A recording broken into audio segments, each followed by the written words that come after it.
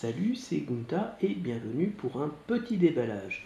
Mais avant de vous montrer ce que contient ce petit paquet, je voulais vous parler d'une petite chose. Voilà, effectivement, à un moment donné, je veux dire, on a tous des passions. Moi j'ai des passions, effectivement, j'aime bien les wargames, j'aime bien les jeux d'aventure, j'aime bien certains types de jeux informatiques, mais il y a aussi quelque chose que j'aimais bien quand j'étais plus jeune, on va dire durant mon adolescence tardive et ce qu'on appelle l'adolescence, c'est-à-dire en tant que jeune adulte, et que beaucoup de jeunes gens, on va dire, d'Occident ont aimé, c'est le jeu de rôle. Ah ouais, le jeu de rôle. Et notamment, bien sûr, l'incontournable Donjons et Dragons de Monsieur Gigax. Voilà, et donc, j'ai joué au jeu de rôle, j'avoue, j'ai joué à Donjons et Dragons pendant une période de ma vie, et j'en ai gardé un agréable souvenir, et je me suis dit, tiens, ça serait rigolo, voilà, de reprendre un petit peu. Donc, je n'ai pas repris à Donjons et Dragons, mais j'ai repris une autre chose qui s'appelle Chroniques oubliées. Je ferai peut-être une vidéo un jour. Mais, dans ces choses qu'on avait quand on jouait, puisque c'était dans les années 70, plutôt dans les années 80, il y avait, on représentait notre personnage par une figurine, à l'époque c'était du plomb, et malheureusement on va dire que c'était pas souvent ce à quoi on rêvait. Par exemple, le maître de jeu disait Gourax, tu es un demi-ogre ou un demi-orc guerrier et tu vas combattre une vague de gobelins. Seulement, la figurine qu'on avait, c'était un espèce de guignol verdâtre armé d'un slip avec une pauvre massue et d'un autre côté un simili écu qui ressemblait à pas grand chose.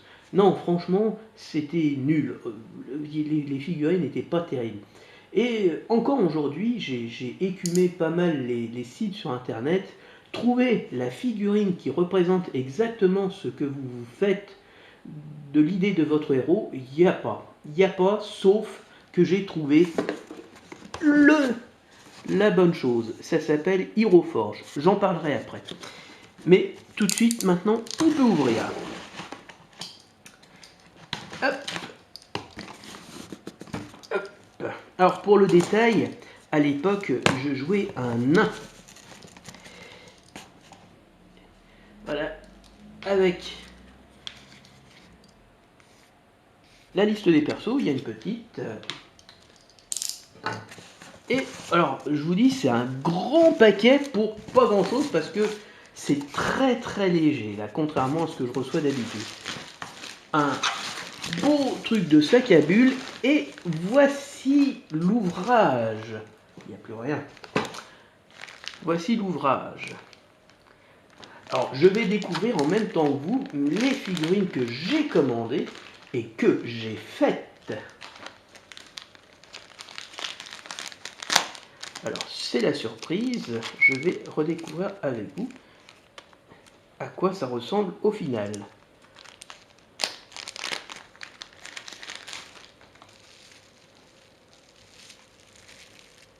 Oui! Oh, elle est magnifique. Elle est vraiment sublime. Elle est vraiment magnifique.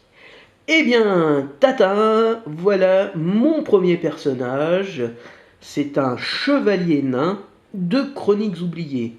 Alors, dans le personnage, il commence avec une lance de cavalerie qui malheureusement ne peut être utilisée que sur un cheval ou sur une monture. Mais je voulais trouver une figurine qui avait une lance pour, voilà, pour l'indiquer, pour le montrer. Et bien, sur ce site, j'ai pu le réaliser. Je suis très très content d'avoir pu faire ça. Hop, deuxième figurine.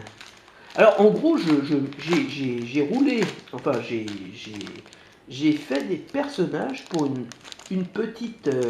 je suis en train de mettre au point une petite aventure pour des collègues, et j'ai créé des personnages et je leur ai fait... Waouh, oh putain, je suis content, elle est magnifique. Alors là, on ne voit pas, j'essaye de vous montrer de plus près. Il s'agit d'un guerrier demi-orc. on ne voit pas mais il a des dents. Il est équipé à la fois d'une épée à deux mains, parce qu'il peut manier, dans ce jeu, il peut manier à la fois une épée à deux mains et une épée à une main, avec un bouclier. Et il a une armure, une demi-plaque d'armure, donc le haut, voilà, et le bas, il a juste des protections un petit peu renforcées.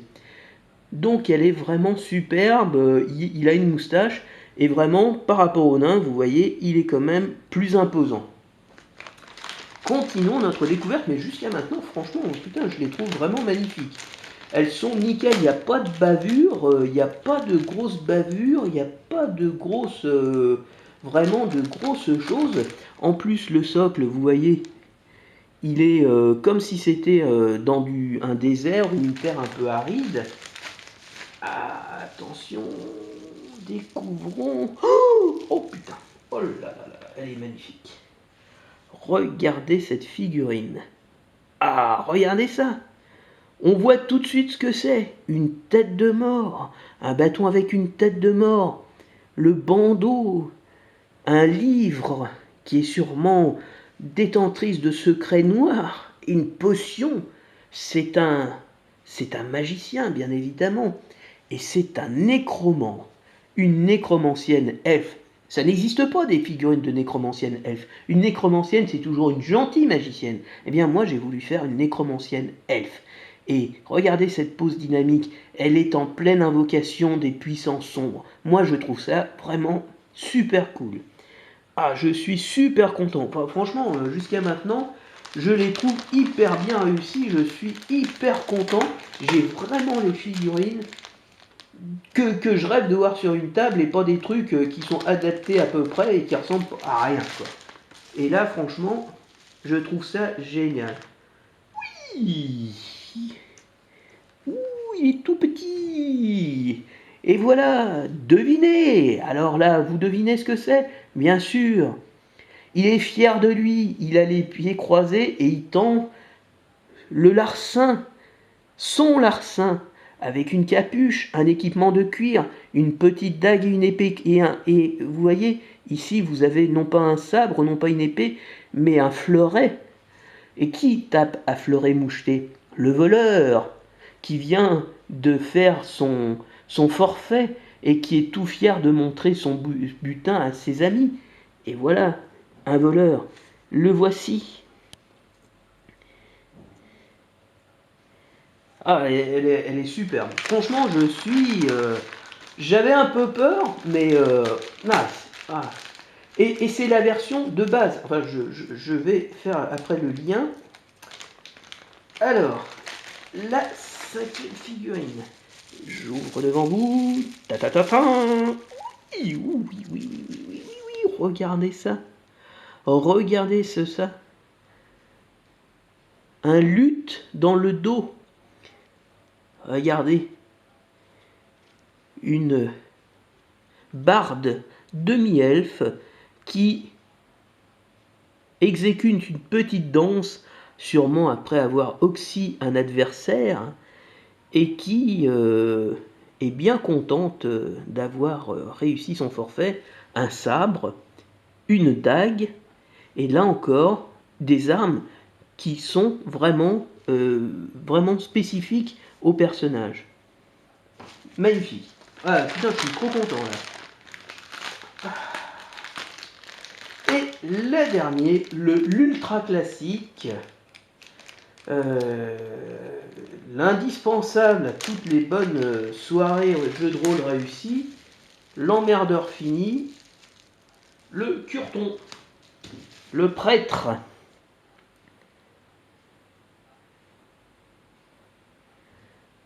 Alors, il y a juste un petit peu le truc qui s'est un peu tordu.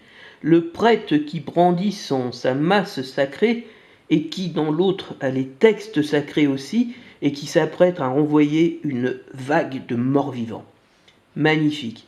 Et dans le dos, bien sûr, son petit bouclier qu'il ne peut pas employer. Donc il est équipé d'une chaîne et voilà, ça se voit pas trop, mais en tout cas il est vraiment... Et de chaussures plus classiques, toujours avec le petit granulé que vous avez.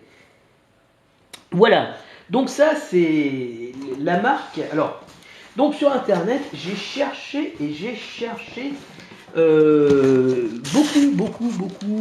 sur beaucoup de sites qui pourraient me fournir, et j'ai fini par trouver cette marque, je trouve même plus où elle est, Hero Forge, et on va tout de suite voir à quoi ça ressemble le cible, histoire de vous montrer un petit peu comment ça fonctionne.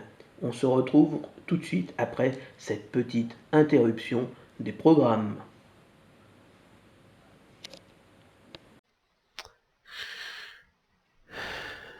Nous voici donc sur le site de HeroForge. Donc je vais essayer de créer un personnage, mais avant je vais vous montrer ma bibliothèque personnelle. Donc vous avez cette petite chose, on peut renommer, sauvegarder, créer, partager et notre sauvegarde personnelle. Donc vous voyez, vous avez entre guillemets une bibliothèque dans laquelle vous pouvez sauvegarder les personnages que vous avez créés, et vous voyez la grande diversité de personnages que vous pouvez créer. Alors là, c'est un essai, j'ai voulu créer une espèce de fée, voilà, et petit, la taille est très petite, et en fait, voilà, elle a des ailes, et on dirait qu'elle doit décoller comme Superman. A l'inverse, vous avez des personnages. Si je voulais vous montrer celui-là aussi, pour montrer un peu la diversité des races. C'est un goblinoïde. Et effectivement, de temps en temps, dans certains jeux, on peut jouer des gobelins. Voilà, donc bon, ça ressemble peut-être pas tellement à un gobelin, mais en tout cas, ça en est un ici. Et en tout cas, essayez de trouver un personnage gobelin qui ne soit pas un méchant gobelin. Je vous parie que vous en trouverez difficilement. Donc vous voyez, vous pouvez faire à peu près n'importe quoi. Un gnome ranger. Là, ça c'est les persos que j'ai créés. Elfe nécro, dwarf chevalier, demi-orc, druide, non ça c'est pas ça. Le barde. Alors, un arbalétrier nain. Hop. Alors je vais vous montrer un petit peu avant l'heure. Mais si vous voulez faire autre chose, c'est pas difficile. Ouais, moi je le trouve plutôt sympa. Et il a vraiment une tête d'aventurier. Allez, on va partir de quelque chose de nouveau. Donc déjà on choisit les races. Les races, il y en a beaucoup. Demi-géant, humain, elfe, demi-elfe, nain, les dwarfs, élémental, gnome, half-orc, halfling, half-démon, donc demi, hein, demi-dragon, anthrocanine, donc c'est les personnages hommes-chiens, androphéline, anthrophéline, donc c'est un croisement entre un chat et un humain, ratfolk, les gens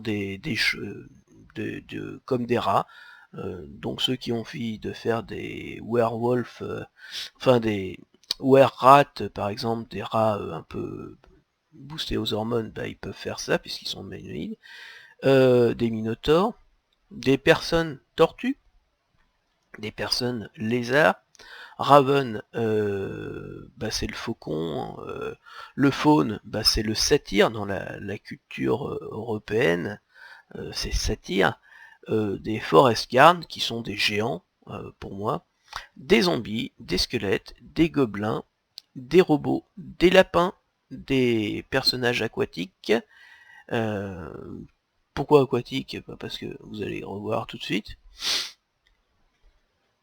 Hop, les oreilles, et puis les appendices qui permettent, on imagine, de nager plus vite, et les sirènes, et il y a des sirènes mâles. Bon, voilà.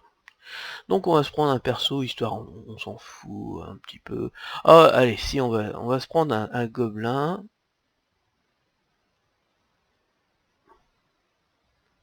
On va se prendre un gobelin, et on va en faire un méchant. Alors, déjà, qu'est-ce qu'on a? On a la face, donc on peut choisir effectivement divers types de têtes, et comment dire, avec des nez plus ou moins grands, puisqu'on ne peut pas régler enfin la grosseur du nez. Si, qu'est-ce que je dis comme bêtise. Ensuite l'expression. Bon, il sourit, mais moi j'ai pas envie d'avoir quelqu'un de souris. Voilà, j'ai envie de voir ses dents. mais c'est un sourire, on va dire, carnassier. Ensuite, les oreilles. Bon, bah, c'est des oreilles de gobelin, donc vous avez toute une bibliothèque, et cette bibliothèque s'enrichit quasiment tous les jours. Moi, je regarde assez souvent, maintenant, je m'amuse pas mal à créer des persos, et elle s'enrichit. Mais, on va être clair, là, il n'y a pas besoin de changer la tête. Les cheveux, c'est un magicien, donc ce genre de coiffure va très bien lui sied, puisque ça ressemble vraiment à un vieux gobelin sur le retour. Une barbe, bah, pourquoi pas, on peut rigoler, hein, avec des rouflaquettes, tiens. Ouais, non, ça va pas le faire. Mais on peut lui mettre des rouflaquettes quand même. Des...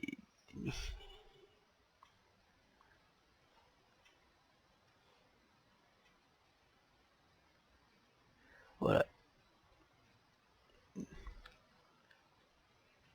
Des yeux, bah là on peut pas changer parce qu'autrement c'est des yeux de robots et puis des yeux d'animaux. Les dents, bah, elles sont très bien, c'est des dents pointues, mais vous avez toute une bibliothèque avec des dents dans le genre un peu vampire, si vous créez des cornes, si voilà, vous voulez faire des cornes, mais encore, c'est un gobelin traditionnel. Ensuite, le corps. Alors, le corps, vous avez le torse. Le style de torse, là encore, vous avez c'est un personnage très maigre, là, vous voyez, un personnage très maigre, mais si on veut, on peut lui mettre un personnage normal, mais effectivement, dans le cas présent, j'ai plutôt envie de faire un personnage un peu maigrichon. Ça ira très bien, par exemple, si on fait aussi un zombie. Ensuite, les jambes, bah, j'imagine qu'on prend les mêmes, un peu émaciées, des jambes un peu émaciées. Ensuite, les measurement. Alors, on peut faire des personnages très grands, mais ça serait pas un gobelin. Donc, on va faire un tout petit gobelin. Voilà. Et ça, c'est la taille d'un gros dé à côté. Alors, la tête, bah du coup, elle a l'air assez grosse. On va la diminuer un tout petit peu.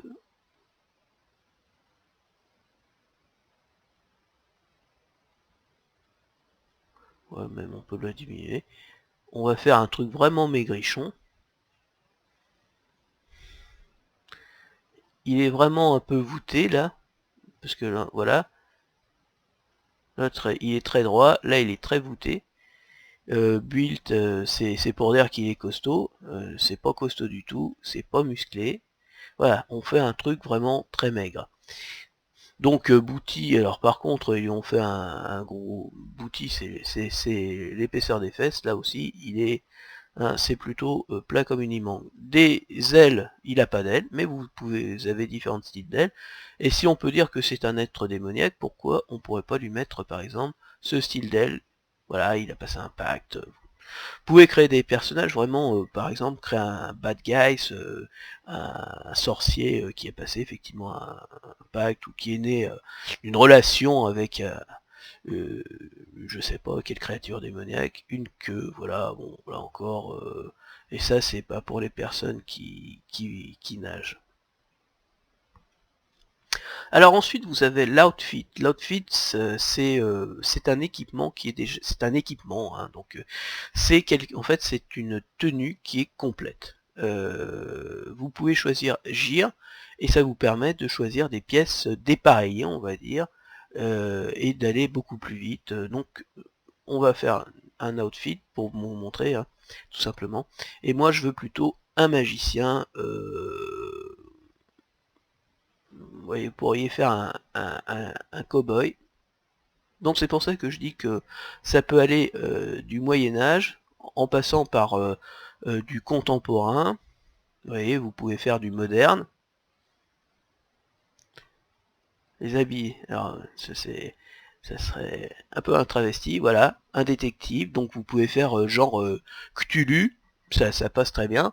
Ça serait un détective qui serait accompagné de quelqu'un, voire d'un officier de police ici. Donc ça c'est vraiment, là c'est la période moderne, on va dire, un costume de magicien, un punk, voilà, donc vous avez Electric Priest. Donc là voilà, Science Agent Suit, Science Sea Agent Suit. Alors là, je pense voilà, c'est un officier scientifique, voilà. Donc vous avez des choses qui sont déjà toutes prêtes, et puis vous avez un peu le Japon médiéval, voilà. Voilà, ninja, donc ça couvre vraiment une armure d'assaut très moderne, vous allez le remarquer. Voilà, donc vous pouvez vraiment faire de toutes les périodes, et vous pouvez, là, vous allez plutôt, voilà, voilà, un pirate, une momie, bon, donc ce qui nous intéresse, on avait dit un magicien, voilà, donc un sorcier. Le sorcier m'a l'air plutôt sympa. On va faire plutôt Wizard Rob.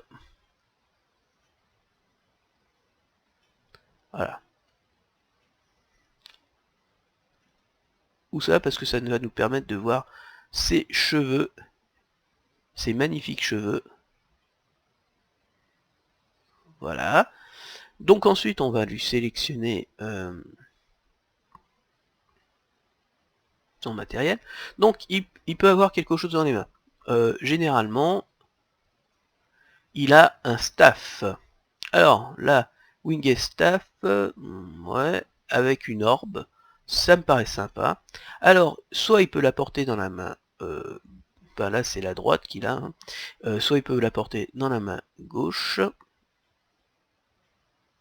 il peut en porter deux, ou alors il porte l'arme à deux mains, voilà, comme ça. Hop, alors,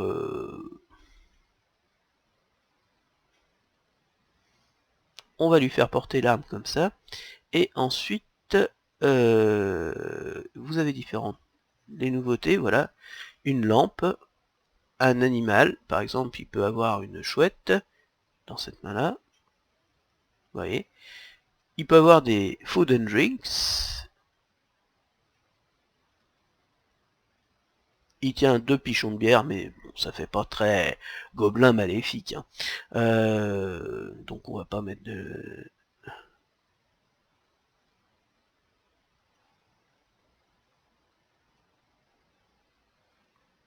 Voilà, comme ça. Là, c'est un instrument de musique. Bon, il va pas porter une guitare. Là, vous voyez, vous pouvez avoir un archer, et dans l'autre main, vous auriez un violon, par exemple.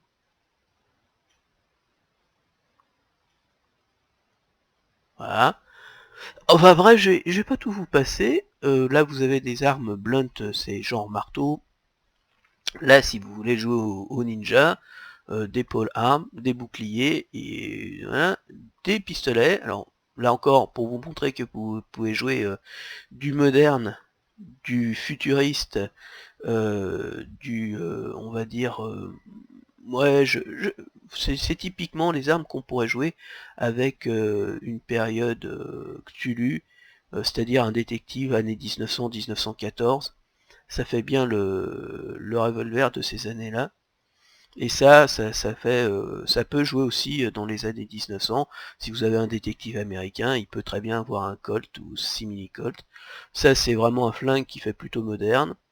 Voilà, ça fait un flingue moderne d'époque, là, avec silencieux, et des flingues vraiment futuristes.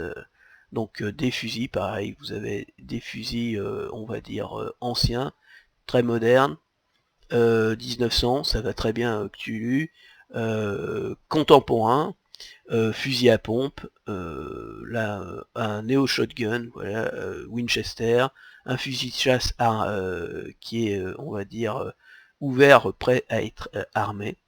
Et donc là, voilà, c'est ce que je voulais faire, plutôt quelque chose, vous voyez, on va dire qu'il est en train d'invoquer une puissance maléfique, un esprit.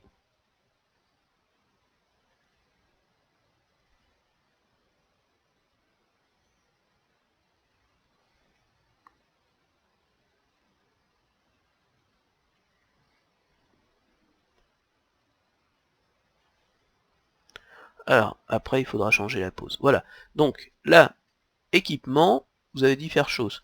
On va dire qu'il a une potion de soin sur le côté, et que de l'autre, eh bien, il a un livre de magie dans le dos. On va lui mettre une petite cape un peu... non, normale, on va lui mettre une cape normale, voilà. Il a pas de masque. Pour lui mettre une... voilà, pour dire qu'il est méchant. Et puis, on va pas lui mettre un truc... Et on va lui mettre un petit anneau, voilà. Donc ensuite on choisit la base. Sur la base, on peut mettre par exemple des ustensiles, par exemple une tête de crâne. On peut changer la position, je vous montrerai après. La base, donc on va choisir le site de base. Moi j'ai choisi celui-là parce que effectivement c'est de la pierre, mais si on veut dire qu'on va le trouver dans un donjon, bah voilà, vous pouvez faire ça. Vous allez le trouver sur un sol de marbre, patati patata. Si vous voulez le mettre sur des socles que vous avez déjà, bah vous pouvez faire en fait, voilà, faire implémenter cette chose-là qui ira s'encastrer dans votre socle, le système Games Workshop qui existait avant par exemple. Et si vous voulez l'accrocher sur, bah, par exemple, voilà, comme il dit, James Creek Screen Plaque Base. Donc, si vous voulez l'accrocher sur votre livre, sur votre écran de maître de jeu, vous pouvez faire ça. Donc, vous voyez, il y a cette petite partie-là qui s'accrochera, qui vous permettra de le mettre. Je vois pas l'intérêt, enfin, personnellement. Donc, je vais continuer comme ça. Et ensuite, bah vous pouvez appeler ici, mettre un texte, Gobcaster.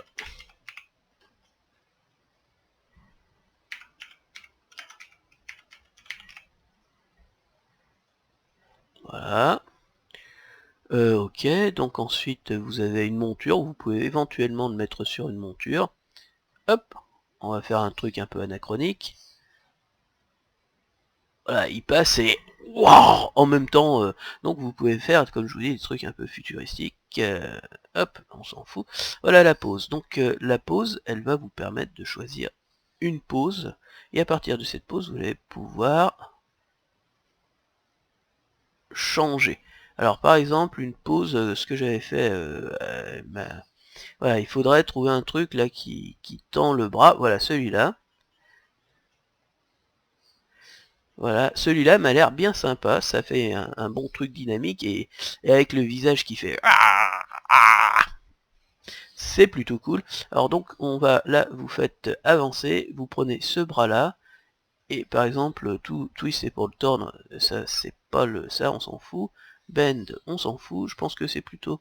non, c'est pas ça non plus. La clavicule, c'est plutôt ça, voilà.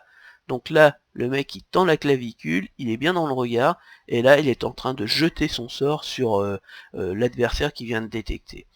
Voilà.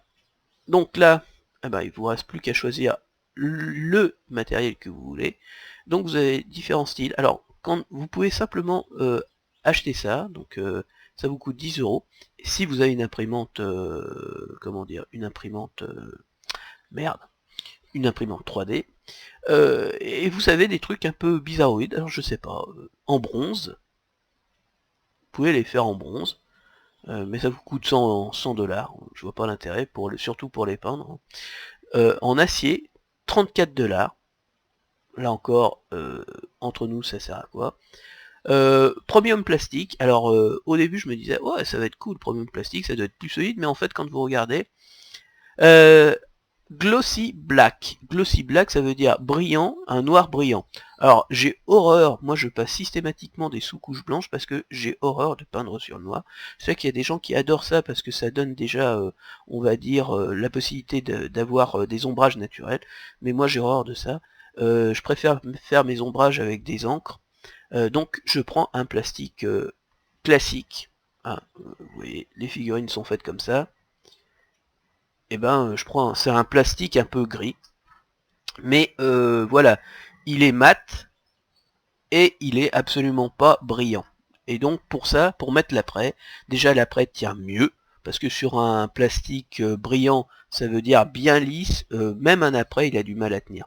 Donc pour moi, quand on veut peindre, et vous avez nylon plastique, donc hop, ça j'avais même pas vu, tiens, du coup.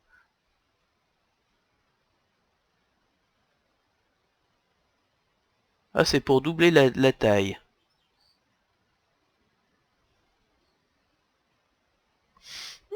Pourquoi pas. Mais vous payez le prix, hein, 60 $. Donc là, du plastique, vous le payez 19,99 $, donc 20 $. Hein. Bon, on va dire que le prix est quand même relativement cher, compte tenu que c'est une figurine en plastique. Mais ce qu'il faut voir, c'est que c'est une figurine que vous faites sur mesure. Là, une figurine comme ça, je pense pas qu'on la trouve dans le commerce, hein, très sincèrement. Deuxièmement, c'est une figurine qui est unique, donc il n'y aura pas de concurrence. Hein. Personne ne fabrique des figurines de gobelins sorciers. Moi, je vous mets au défi d'en trouver. Et pourtant, Dieu sait que j'ai passé du temps pour essayer de trouver ça. Et voilà, vous avez votre personnage. Alors, je vous rappelle que pour moi, ce qui comptait, c'est surtout effectivement de me créer un personnage qui va ressembler au personnage que je vais avoir dans le jeu. Par exemple, je les ai créés sur la base de l'équipement qu'un personnage va avoir au début de son aventure. Autre chose, essayez de trouver des figurines de pixies ou de fées. Il y en a très très peu. Voilà. Est-ce qu'on peut se faire ce genre de caractère là? Alors, non, je ne veux pas sauver, je m'en fous. Voilà. Un moine humain. Mais le moine dans le sens combattant au corps à corps. Voilà, j'ai fait ça, et je la trouve super. Elle est d'une simplicité enfantine. Et pourtant, on devine tout de suite que c'est un combattant. Une combattante. Les points, alors là j'ai mis des points américains, ça fait pas très médiéval, mais enfin bon, doublé, enfin de protection sur les mains et sur les pieds, donc on devine un combattant spécialisé dans le corps à corps, et notamment dans les arts martiaux, ce qui dans les jeux un peu donjons et dragons n'est pas très crédible, mais enfin bon. Mais elle a aussi le bâton à deux mains qu'elle peut utiliser. On voit qu'elle n'a rien du tout, donc c'est vraiment le prêtre tel que moi je l'imagine, c'est-à-dire quelqu'un qui se dévoue entièrement à son art et qui n'attache aucune importance aux richesses temporelles ou aux richesses du terrestre. Voilà. Donc c'est vraiment voilà, mais en 2 clics, je peux la transformer en magicienne, en guerrière, en agent, par exemple, dans une aventure de Cthulhu. On peut la transformer en vampire si on fait mascarade. Bref, c'est quand même adapté, on va dire, à tous les univers. Et le nombre de races qu'on trouve dedans permet tout simplement de faire à peu près tout ce qu'on veut. Parce que, ouais, essayez de trouver des hommes rats, essayez de trouver des hommes faucons, vous allez en trouver quelques-unes, mais là, vous pouvez en faire n'importe quoi. Bah, imaginez, ouais, dans un truc d'anticipation, vous avez un peu toutes les races, il y a eu des mutations, vous vous retrouvez avec des persos chats, bah, hop, vous cliquez. Alors après, vous allez me dire, ça ressemble peut-être pas à un chat, mais voilà, hop, vous avez un truc chat, et puis vous avez, vous lui choisissez un truc un peu science-fiction.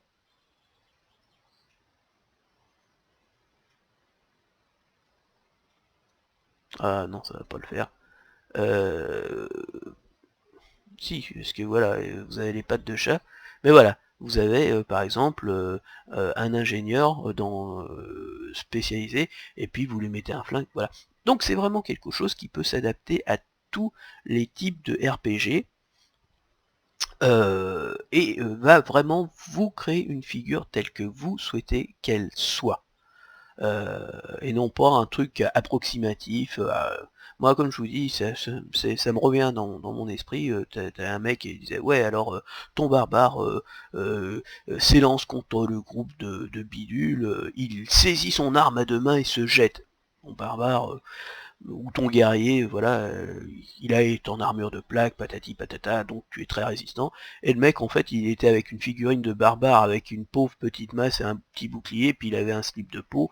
Voilà, enfin bon, alors je sais pas s'il était crétin et qu'il n'avait pas été capable de trouver une bonne figurine, mais en même temps, il y a 20 ans, des figurines, c'était encore plus rare qu'aujourd'hui.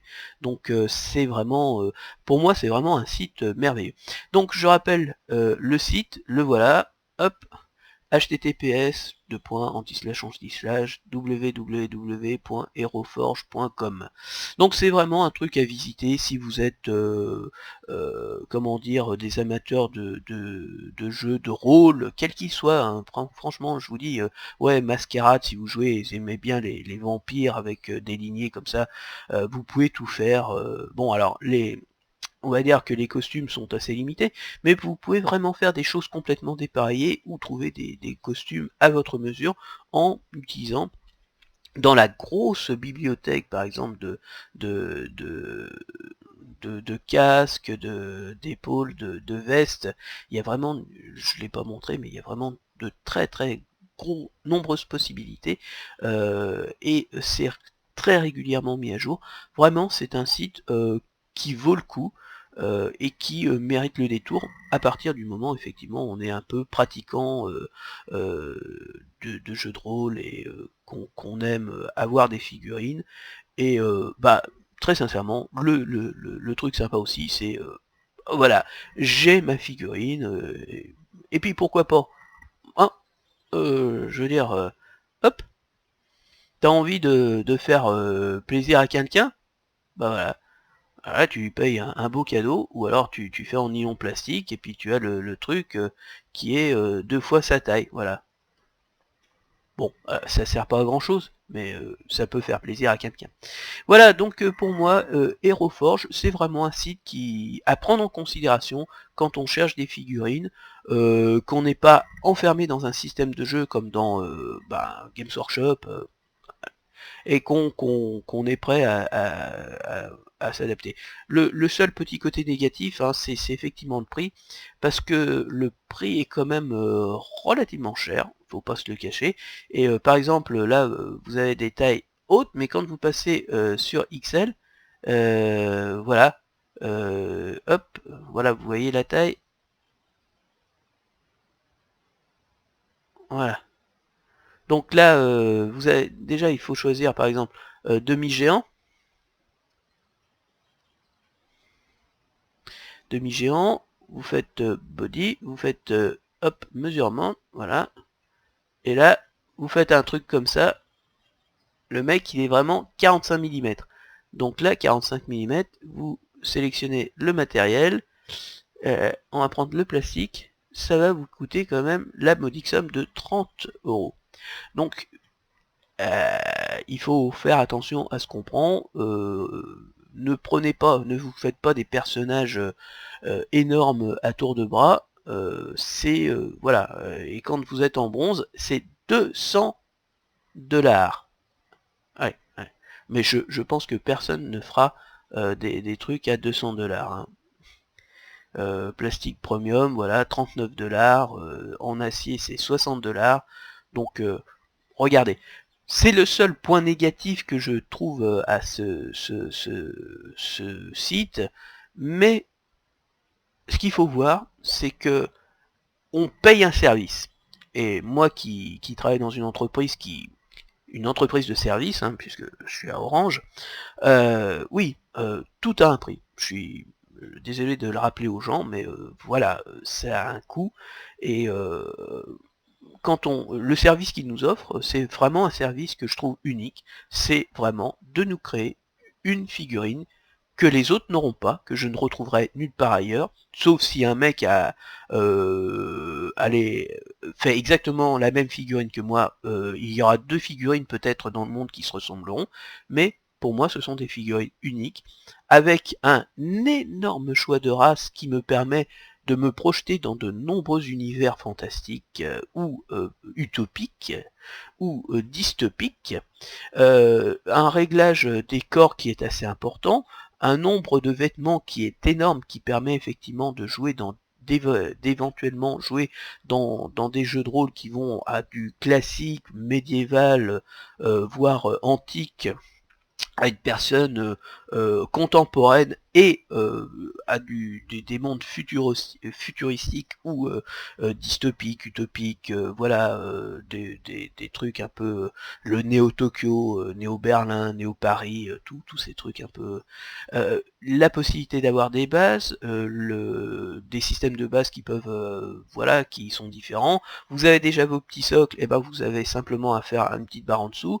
Vous pouvez faire des montures, il y a de nombreuses poses, vous pouvez avoir les armes à deux mains ou à une main, il y a un grand choix d'armes, voilà, donc ça a un coût. Et donc pour moi, ça n'a rien de choquant, même si c'est quand même...